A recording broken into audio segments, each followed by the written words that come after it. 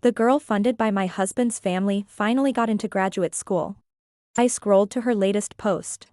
Screenshots of Chloe's thesis and a full page of acknowledgements. I reviewed that thesis overnight with a fever, thinking I was helping my husband. I didn't realize I was preparing a future for someone else.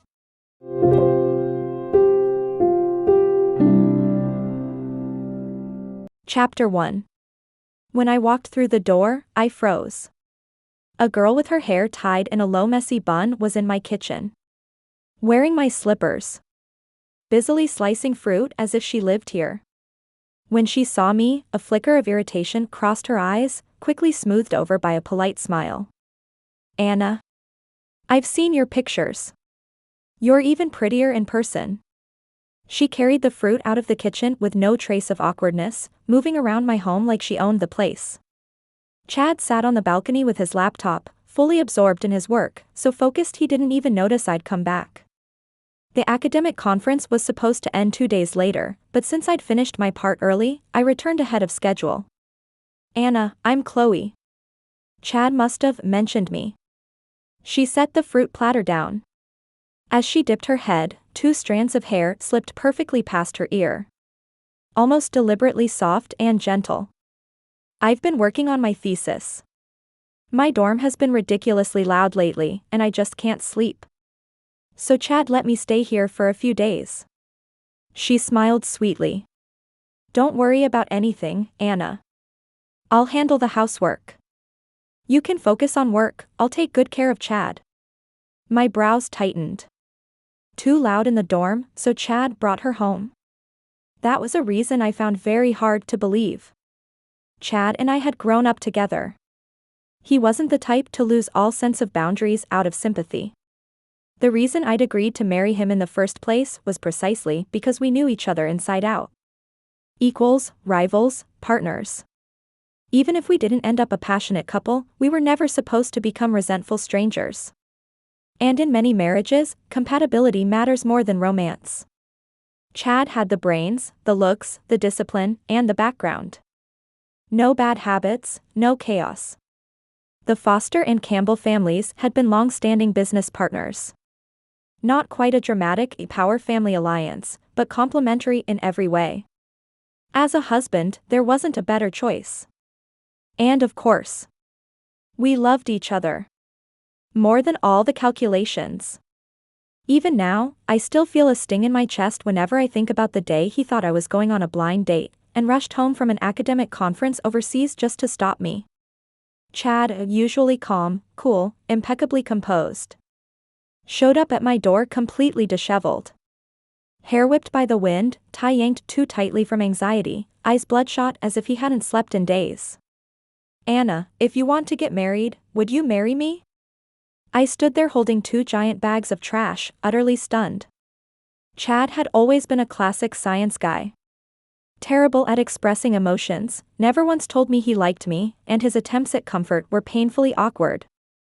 When I lost the top spot at school, he poked my forehead and sneered, "Wow, genius. Try to catch up next time."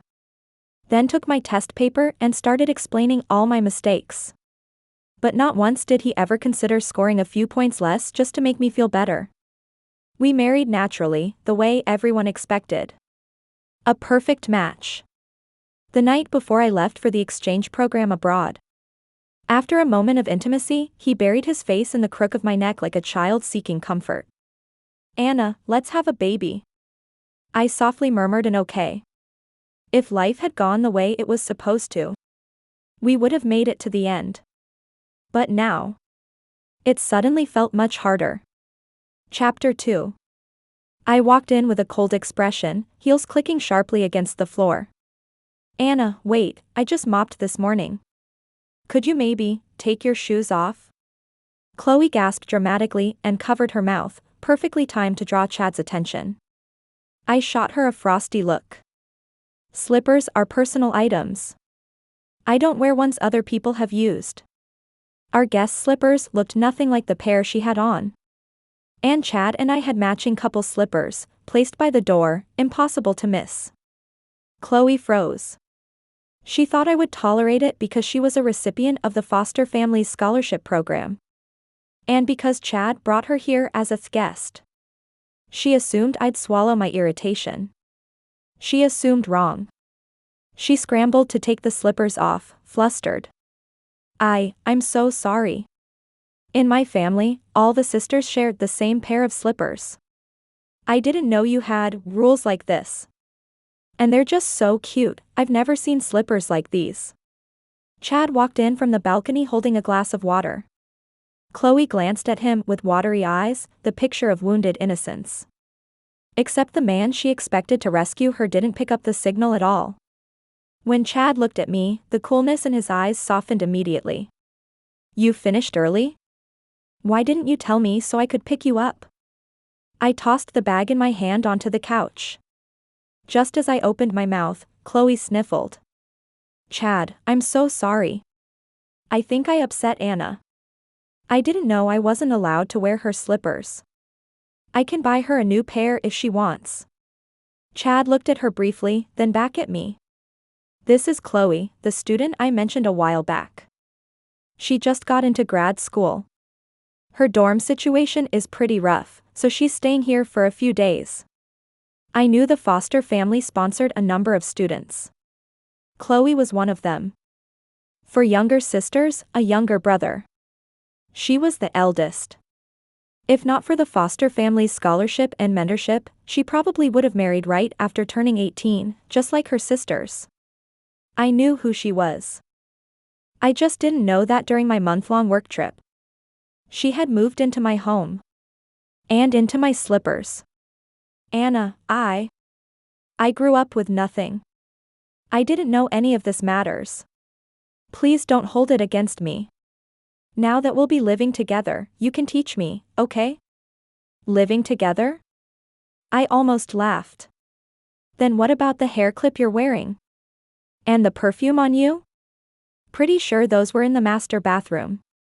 If my house doesn't have rules, didn't your school at least teach you not to touch someone else's belongings?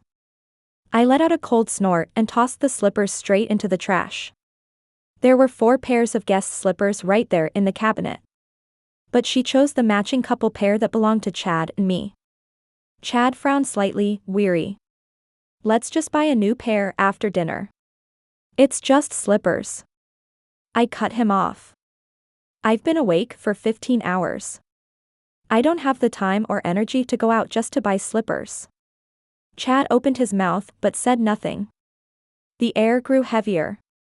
Chloe wiped her tears, voice trembling. I'm sorry, Anna. I'll mop the floor again. And I'll go buy new slippers too. We have a cleaning robot, I said flatly. Save the performance for someone else. I headed straight to the bedroom. Behind me, her muffled, humiliated sobs filled the living room. Chapter 3. By the time I finished washing up and stepped out of the bathroom, Chloe was already gone, dragging her suitcase out the door. Chad sat on the couch with his head lowered, his profile sharp and composed, the line of his jaw tense, Adam's apple rising and falling. Are you upset? He asked quietly. What exactly are you angry about? When we got married, we made a promise. Communicate, always. No cold wars, no guessing games. Say things clearly so small problems don't grow teeth. We agreed on that from day one. I took a breath. Dr. Foster, bringing a young woman home to live here. That's not something you would normally do. I didn't sugarcoat a thing. He covered his mouth with a soft laugh, eyes warming. You're jealous, Anna? I thought you never cared about me that much. I paused. Sweet words, sure. But absolutely not the answer I wanted. She's just a student supported by the foster family's scholarship program, and her dorm situation and social issues mean she needed temporary housing. He shrugged lightly. My parents' other properties are either too far, or no time to clean them. I curled my lips in a humorless smile. Chad, without the foster family, and without you. Would any of those things actually be a problem for her? Not used to dorm life? Afraid to talk to roommates? These weren't the kinds of complaints someone from an actually struggling background would dare to utter. And she's 27, Chad. Not 17. 2 years repeating high school exams, 3 years preparing for grad school. She had spent half a decade pursuing academics, yet somehow always needed to be rescued. Chad might believe her reasons. I didn't. Her constantly updated videos, the comments she pinned, her tone, her posture. Anyone with functioning eyesight could see what she wanted. No sixth sense required. Yes, he said softly, which is why I sent her home. He moved closer and rested his head against my shoulder. I've been so tired lately. I can't sleep well when you're not here. Chad can live without anyone. But never without Anna. He exhaled, voice low. You have to believe me. I thought for a moment, then nodded slowly. If 20+ years of knowing each other could be shaken that easily, then what did it even mean that I chose him so firmly back then? I had always believed he was a fundamentally good person. Even if we weren't in love, he would never do anything despicable. The next morning, like always, I rode with Chad to the lab. He still brewed herbal tea for me at dawn, still packed my vitamins and fruit with meticulous care. On the surface, nothing seemed to have changed. During my lunch break, I opened my phone, and the algorithm pushed me Chloe's latest blog update. I fly toward my own mountain, like a bird, thank you, my beloved mentor. The first photo in the carousel was a copy of my favorite book. When Chad and I had just gotten married, I used to bug him every day to read it to me. But the copy he gave Chloe even had the author's signature. My hands trembled as I kept scrolling. Below were screenshots of their chat messages. Chad, don't let something so small bother you. Chad, if you're upset, just spend more time in the lab. You shouldn't waste your energy on things like slippers. Chloe, then why is someone else allowed to waste energy? Chad, I can't control others, but I won't allow you to waste yours. Chloe. I'm so honored, yes, sir. Without realizing it, I slid into the comment section, and a cold wave washed over me. OMG, what kind of god-tier advisor is this? He spoils her so much. Total domineering CEO, style professor, and that face absolutely fits. I'm getting obsessed. Is it too late for me to apply to grad school now? Stop dreaming above. Most advisors are like mine, can't go 3 sentences without calling my thesis trash. Real original. Sis, please keep updating, I live for this CP. In a daze, I accepted a document a colleague handed me. Anna, this is the list of H University students selected for the project. Do you want to take a look? I nodded and signed my name casually. It was a collaboration between our lab and H University. Their coordinator wanted us to give some of their students the opportunity to join. After discussion, our project team agreed to let them submit resumes for screening. We could probably take around 10 students. That night, when I drove home, Chad had already finished cooking. I changed into the slippers he had just bought for me, placed my phone in front of him, and asked, "Why didn't you bring me a signed copy of that book too?" He wasn't into social media. He preferred calling over texting. So I needed him to see how Chloe interpreted his every word. And how everyone else perceived the way they interacted. His brows drew tighter and tighter. Then he set my phone down and said quietly, "I understand." Chad explained the books were gifts arranged for several scholarship students. Not just Chloe. He didn't get one for me because he thought I cared more about the book itself than the signature. As for Chloe, he said he would handle it. I looked at him and nodded softly. All right. I believe you. For the last time. Chapter 4. Life moved forward in its usual rhythm, and our lab project was finally settling into place. Just as I was about to start working overtime, my phone rang. It was Chad. Dr. Foster, who almost always preferred cooking at home, was asking me out on a rare dinner date. I glanced around the empty lab and agreed without hesitation. We returned to the same old restaurant we'd been going to since high school. Their signature marinated dishes had always been our favorite.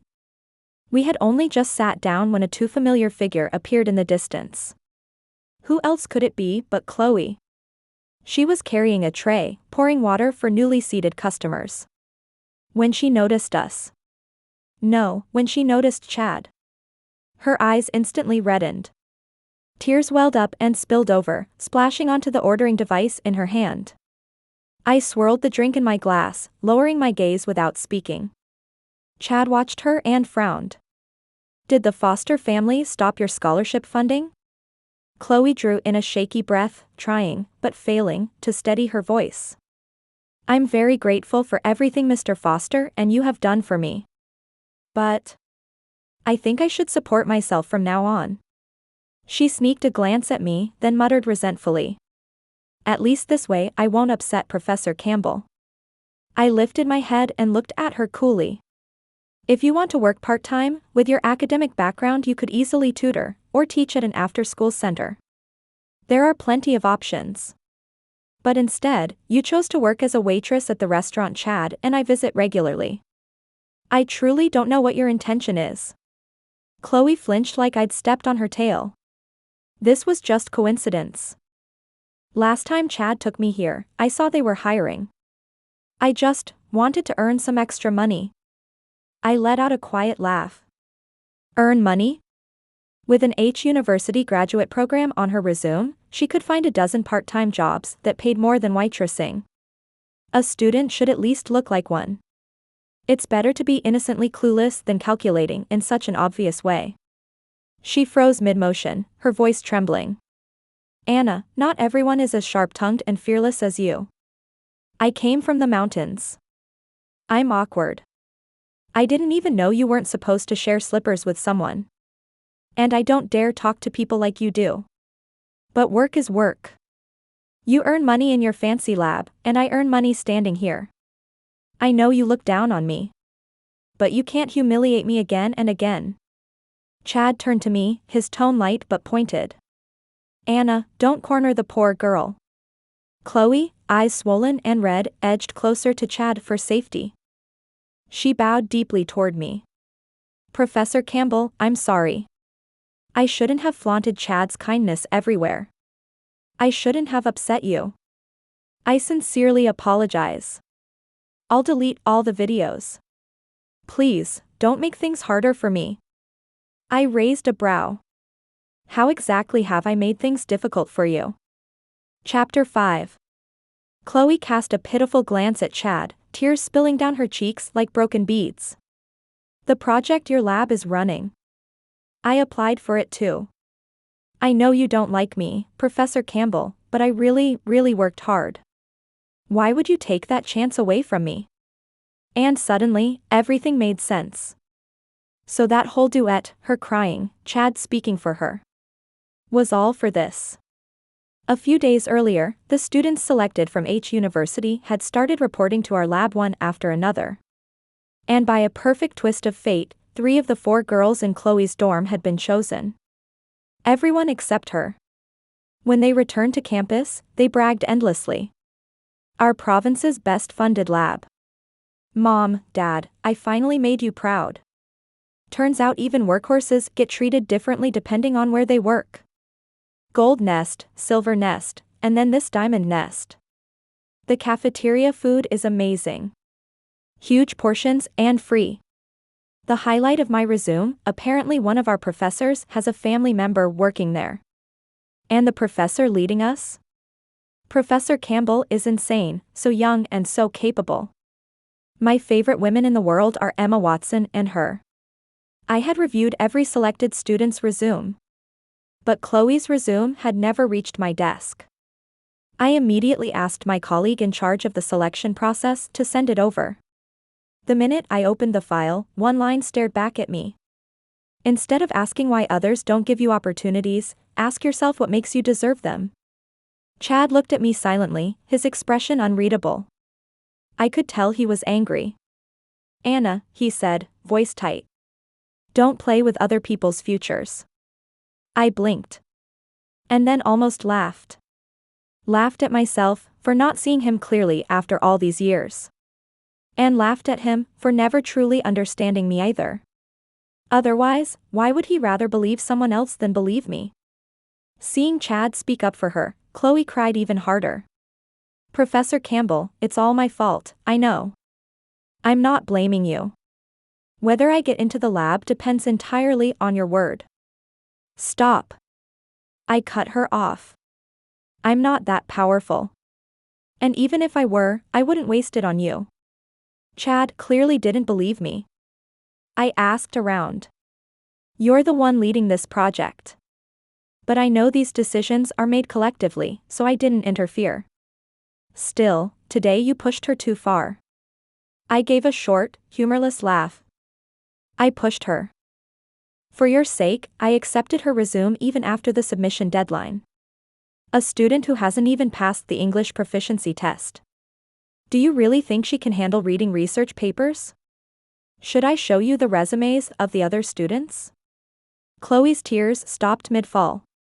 She shot a terrified look at Chad, afraid he'd blame her. Chad, you know how it is. I don't get along with my roommates. They never told me about the application deadline. By the time I found out, it was already too late. I actually laughed out loud. How could someone shove responsibility onto everyone but herself? As far as I know, the project announcement was posted everywhere on your campus. If you didn't pay attention, that's on you. Your roommates had no obligation to spoon-feed you information. But I also have my thesis. Chloe suddenly stiffened, a hint of defiant pride flashing in her eyes. My thesis is better than most second- and third-year grad students. Oh. Yes, a thesis is important. I nodded lightly. But in the first 3,000 words alone, I left over 30 suggestions for revisions. And you're proud of that? What a coincidence. Her proudest thesis was the one I stayed up all night fixing. Dinner never happened. Or rather, I didn't get to eat. When I walked out, Chad followed and grabbed my arm. She's just a student, Anna. You didn't have to humiliate her in front of everyone. I shook off his hand and stared coldly at him. And what about you, Chad? When you accused me, in front of everyone, of deliberately targeting her, did you think about how I'm supposed to swallow that? We've been married 3 years. No, we've known each other our whole lives. Have we ever fought over a meaningless outsider? Never. So why now? Anna, he said quietly. She's my student. What does that have to do with me? Chapter 6. Chad didn't come home that night. Because something exploded online. The campus forum at H University had been hit with a leak from a so-called insider. A video of what happened earlier that day. Followed by Chloe's own social media posts. The so-called inspirational goddess you all adore. Turns out she spent her childhood leeching off her advisor's family, then sneaked into his home to cook for him, wore his wife's slippers, used her perfume, and clung to her advisor every chance she got. All I can say is, Mrs. Foster is too good for him, and someone still failed to become the mistress she desperately tried to be. Looks cold and quiet on the outside, but behind the scenes, what trash. The comments section detonated instantly. The post went viral like nothing the school had ever seen. Chad stayed perfectly invisible. And Chloe became the target of the entire campus. Aya sent this the girl from our dorm building? No wonder she kept running off campus. Our little room clearly couldn't house such a goddess. She deleted everything, but wasn't she the one branding herself as an inspirational blogger? What part of her screams inspirational? Climbing her way up counts as inspirational too, doesn't it? Different tracks for different goals skull. Let's see how the school deals with this. Professor Foster is young and brilliant, of course people would try to cling to him. Shameless. She's not even that young, right? Professor Foster is only 5 or 6 years older.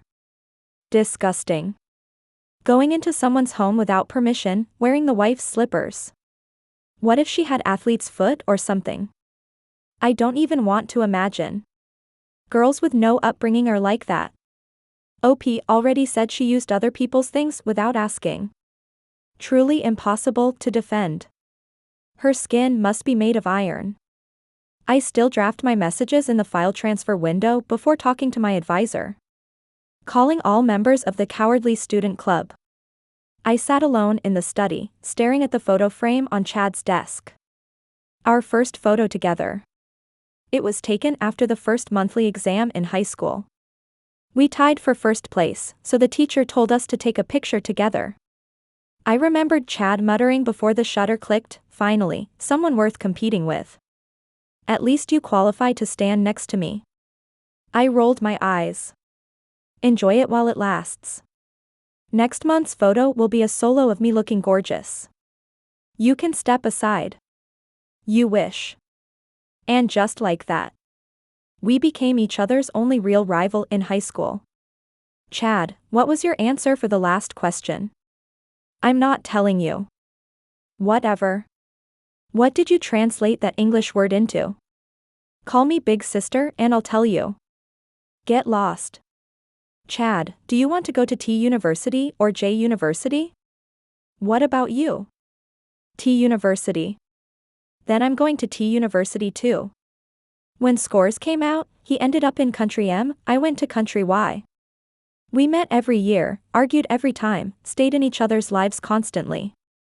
And in the end, exactly as everyone expected, we became the unstoppable pair. Suddenly, my phone vibrated non-stop. It was Chad. The moment I picked up, his voice burst through the speaker. Shaken, furious, completely out of control. Anna, how could you spread obscene rumors about a girl? She's a student. Are you trying to destroy her life? She didn't do any of that. This time, facing Chad's baseless accusations again, I was calm. Eerily calm. But why did my chest hurt so much? Why did it feel like I might suffocate at any second? What happened? I forced my trembling voice into steadiness. Stop pretending. I'm starting to wonder if I chose the wrong person 3 years ago. Crash. I flinched. The photo frame slipped from my fingers and shattered across the floor. Broken beyond repair. Maybe the frame wasn't the only thing that shattered. Chapter 7. Chad, who usually couldn't be bothered to reply on iMessage, created an entire social media account just for this incident. Facing the camera, he wore the same calm, composed expression as always. Chloe and I have known each other since childhood. She's welcome to apply to my graduate program, just like anyone else. Yes, she has been to my home, and yes, she has visited my parents regularly. The reasons are personal, but it's nothing more than normal contact. As for the slippers, no one ever taught her those things. It's like people who aren't used to using serving chopsticks at first, or those who don't know they should keep right on escalators. Regarding her academic ability, everyone blossoms at their own time. I believe my students will shine in their own season. Chad had always had that skill. Turning a losing situation around in under 3 minutes. Overnight, the entire online narrative flipped. So it was female rivalry all along. Spreading obscene rumors about another woman? If not the wife, who else would do it? The girl has always admitted she was a scholarship recipient. Professor Foster is literally the one who changed her life. Of course she'd bring local specialties or cook for his family sometimes. That's how we country people show gratitude. Insider, my ass. Who other than the family would know about the slipper thing? So it was the wife. Gross. I heard that woman works at that super elite lab, rich family and all, and she even blocked the senior's chance to join the project group. What? A capitalist princess bullying the working class? Investigate immediately. If cross-discipline students aren't allowed to take related internships, then what are we even studying for, just to pay the state tuition? Within half a day, my entire identity was exposed. People began reporting me to my employer, demanding they investigate my credentials and publications. Even my father's company received a call from the tax bureau, triggered by multiple anonymous reports. From that day on, Chad never returned home. He moved into the university's faculty apartment, which only fueled the online speculation. That night, he and she had sent me one last message. That book really didn't suit you. You're nothing like the heroine in it. Chloe is. For a moment. My nose stung so badly I could barely breathe. All those times I bent over backward to be good to him suddenly felt pointless. Empty. Chad had treated me so terribly. Chapter 8. Chloe's follower count doubled overnight. She continued branding herself as an inspirational blogger. She even started accepting sponsorships. And in some of the videos, Chad appeared in the background. Sometimes in the lab. Sometimes in his office. Sometimes at academic conferences. Her latest post showed her thesis proposal, with Chad patiently giving over 100 revision suggestions. OMG, I'm so dumb. My advisor got stuck with me, poor man. The comments were full of praise again. Only one person questioned it. If Professor Foster treats every student like this, then fine. But if he only treats her like this, where's the fairness? That comment shot to the top, but disappeared within minutes. Soon, screenshots of that deleted comment began popping up everywhere. Realizing something was wrong, Chloe quickly restricted the visibility of the post. When my father called, I had just finished packing all of Chad's belongings, ready to send them back to the Foster family. Did you see the company's stock price? I didn't respond. Because of everything involving me, my father's company stock had been dropping steadily. People were saying that with a daughter like me, how clean could her father possibly be? Look a little deeper, and everything must be full of problems. That's what the whispers said. On the other end of the line, the man who had protected me my whole life remained exactly the same. Shielding me, again. If you did all of this, then it's my fault for not raising you well. I'll take the financial loss. But if you didn't, then handle it your own way. Whatever happens afterward, I'll still carry it. But I can't let your decisions drag down the money of me and all the shareholders. That's money too, you know. My nose stung. Tears threatened to fall. Dad, I say nothing. If I don't know the daughter I raised, who would? Take your time and decide what to do. Chloe's issue was simple. Check the IP. Check the so-called insider's IP. Just as everyone online said. There were only 3 people in the house that day. If I wasn't the insider, then who else could describe every detail, twist it just enough, and post it online? Sure enough, a single search confirmed it. The same IP as Chloe. I hired a lawyer and prepared to gather evidence to sue Chloe. And also to file for divorce from Chad. For me, the only difficult part was ending the marriage. Maybe because I had truly invested in it. Walking away now felt heavy. Sharp. Almost unspeakably sad. But I kept reminding myself.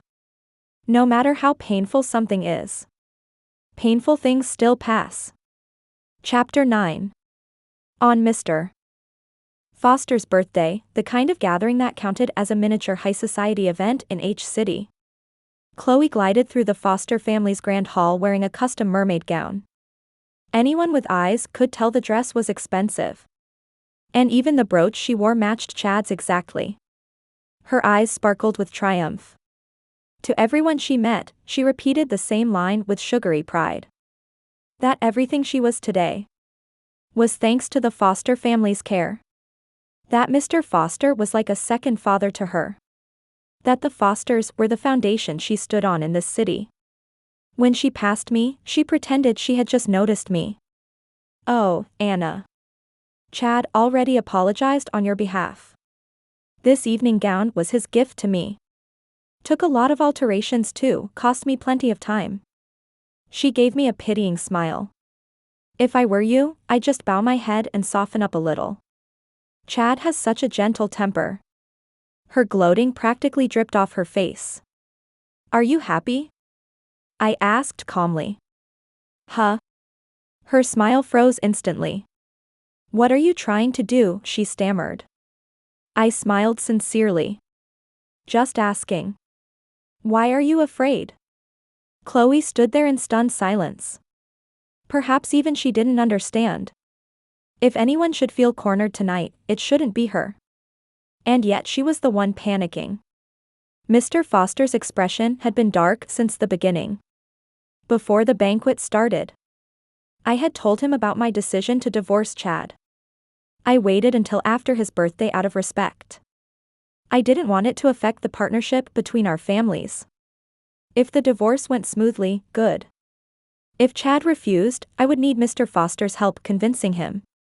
Dragging things into a lawsuit would hurt me, hurt Chad, and hurt both our families' companies.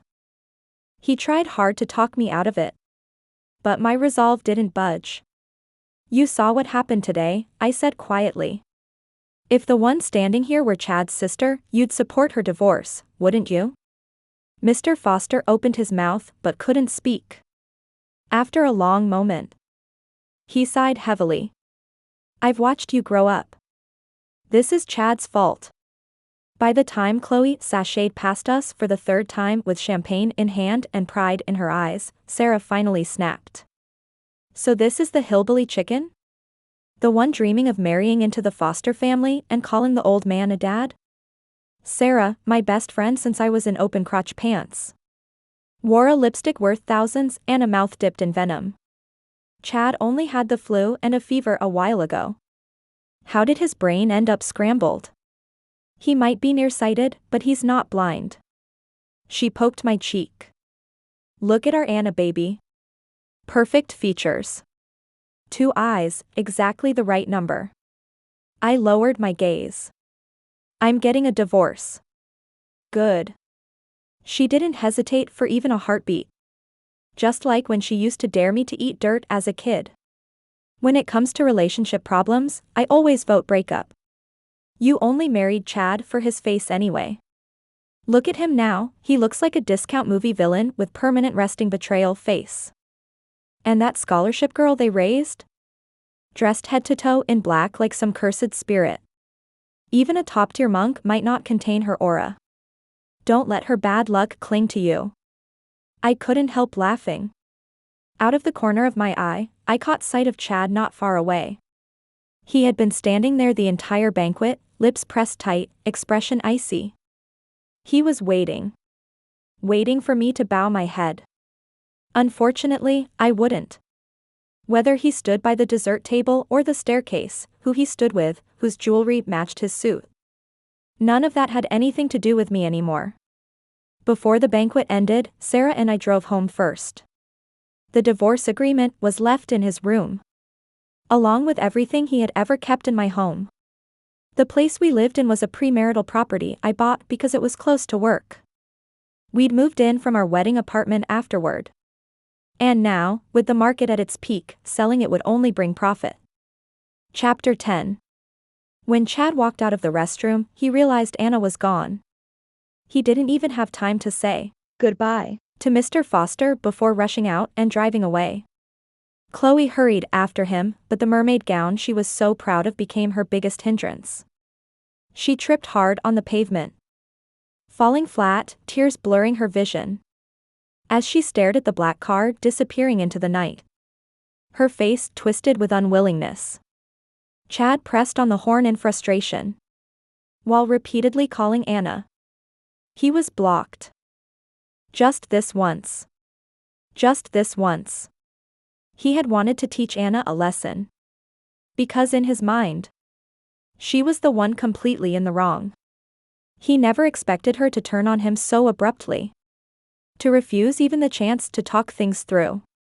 Something they had agreed upon at the start of their marriage. What Chad expected even less was what he saw when he returned home. A real estate agent showing buyers around their house. "Who allowed you in my home?" he snapped. The agent snorted. "Are you insane?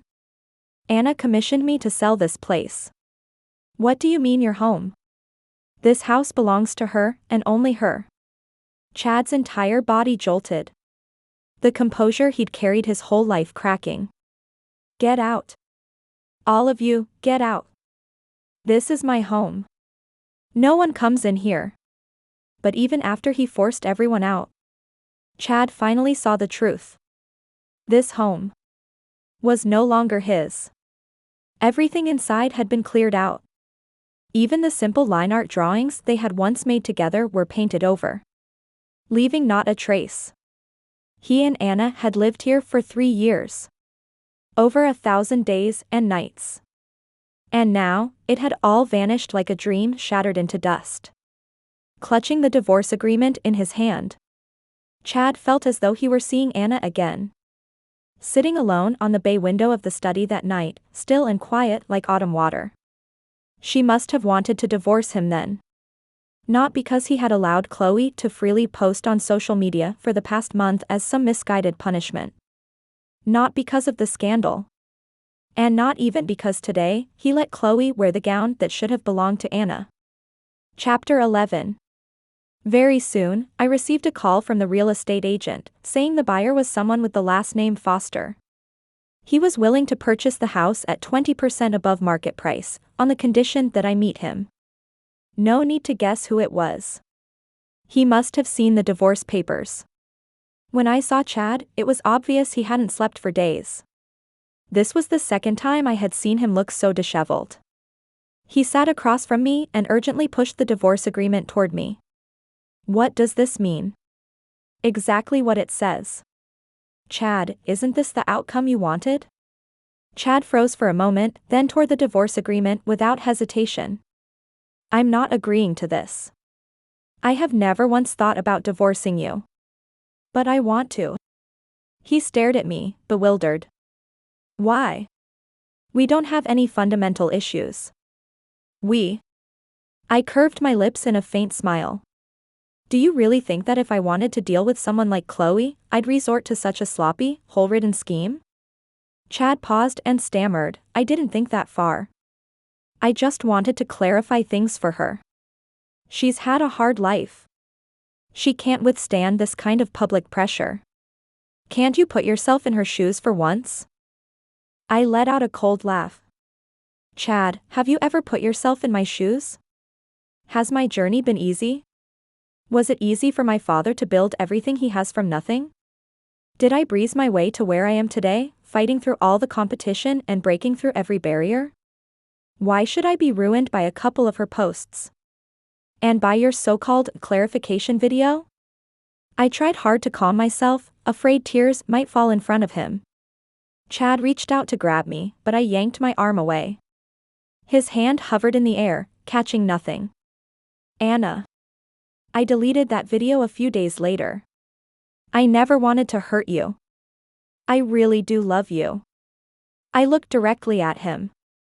Throwing me to the wolves to face public shaming, then casually deleting the video afterward, that's your way of loving me? No. I shouldn't be asking you this. I should be asking myself why I ever allowed you to hurt me like this. Chad collapsed heavily into his seat, holding his head as his entire body trembled. I took another copy of the divorce agreement from my bag. I've already had the lawyers draft all the terms regarding assets and shares. Mr. and Mrs. Foster have also reviewed it. If you tear this one, I have more in my bag. He stared at the stack of divorce papers in my hand, shaking his head desperately. Anna, I was wrong. I was really wrong. I'll hand her over to another advisor. I'll resign from the university if I have to. Just give me another chance. Give him another chance? Chad, deep down you know, I've reminded you more than once. There was nothing left for me to choose. The moment Chad chose to stand on her side, fate had already dropped its hammer. Not even a second was left for me to decide. Just sign it. If this escalates to a lawsuit, it won't be good for anyone. And the Foster family would never allow news of our divorce to spread across the entire city. Chapter 12. After leaving the Civil Affairs Bureau, I got into Sarah's car and left immediately. Chad went back to campus, and somehow Chloe managed to snap a picture of his divorce certificate. Now I can openly say I like him. As for who was right or wrong in the past, time will tell. The comments were already starting to crack. Why does this vibe feel so off? Something about this doesn't sit right. I really hope their divorce has nothing to do with you, otherwise I might accidentally become a mistress supporter, JK. Honestly, looks like you already are. She already said she only admired him from afar and never bothered anyone. Clearly the professor realized his ex-wife had bad character. Sis, you deserve happiness. My advice to the commenter above, uninstall those trashy romance apps from your phone. Sarah glanced at the new video and didn't even bother swearing. The mosaic might as well not exist. She's obviously throwing shade at you. I lowered my gaze and dialed a number. Attorney Zhang, once everything is verified, file the lawsuit officially. Request compensation based on your calculated losses, and demand a public apology across all platforms. In less than an hour, the comments under that video completely reversed. I can't. Stop recommending me this IQ-lowering blogger. Every time I see her, my brain cell count drops by 1,000,000. And she calls herself an inspirational blogger? Inspiring who? Women who aspire to be mistresses? Why isn't this account banned yet? Violates every basic moral code. Her advisor isn't any better. Came out specifically to clarify, turns out they staged the whole thing. Hard not to believe the plan was to force the ex-wife into divorce. At H University, this needs a serious investigation. How many times do I have to say, let the truth unfold slowly? Stop treating my idol like a disposable plot device. The way they investigated Professor Campbell and her family's company back then, do the same to these two. No one walks away. The day Chloe posted her apology statement, the flowers blooming along both sides of the elevated highway were especially vibrant. Spring had finally arrived in H City. Facing the camera, she tearfully talked about how hard life had been for her, how the compensation demanded by the lawyers far exceeded what she could afford, and how they were basically driving her to death. But the comments section had no sympathy left. So because you're broke, the victim should foot the bill?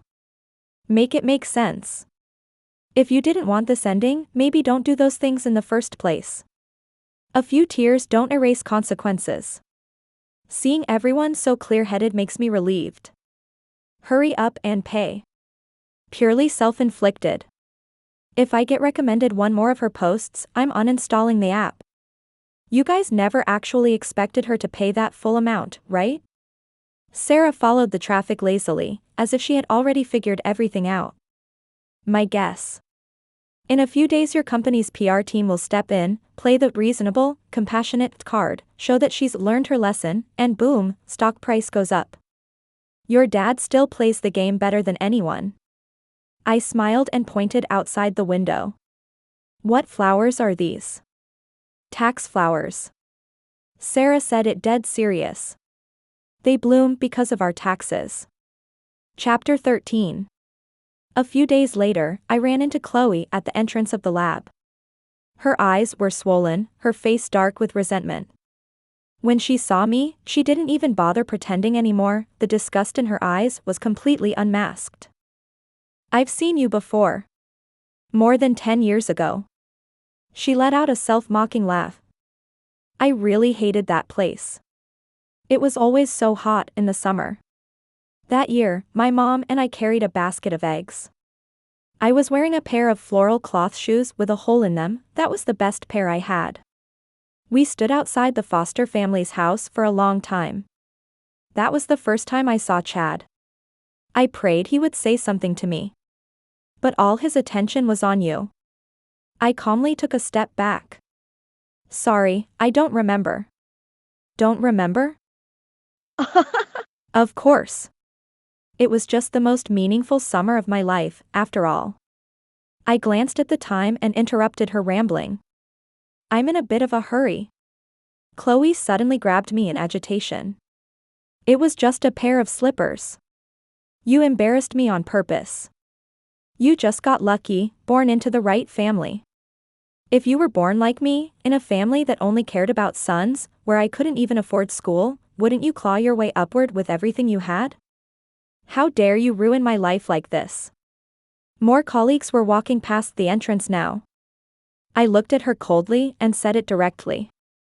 Whether it was really just a pair of slippers, you know that better than I do.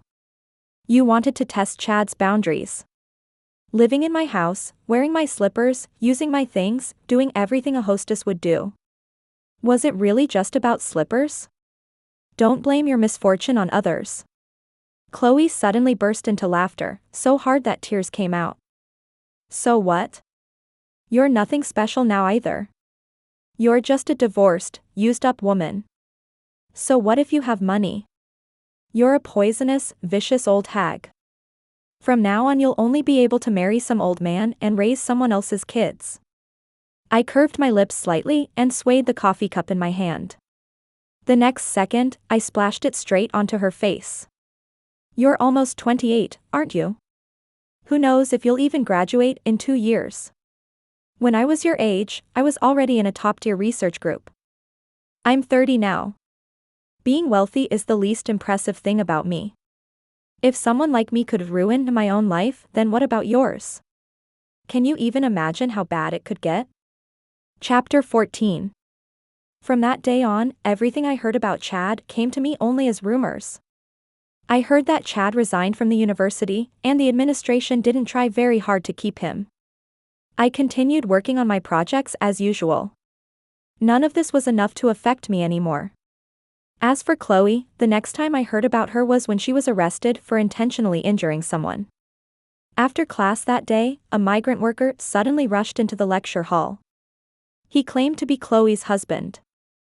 It turned out that all these years, Chloe's parents had promised him that once Chloe finished her master's degree, she would marry him. He had been sending money home to support her whole family.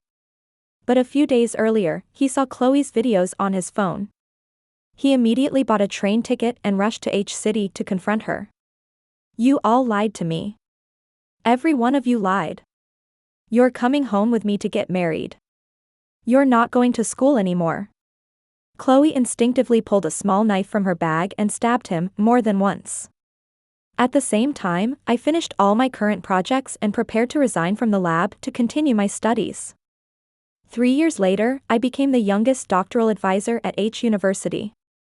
The first group of students I supervised created an account together, with the ID me and my miserable PhD advisor. They would occasionally post amusing little moments. Your academic writing is too avant-garde.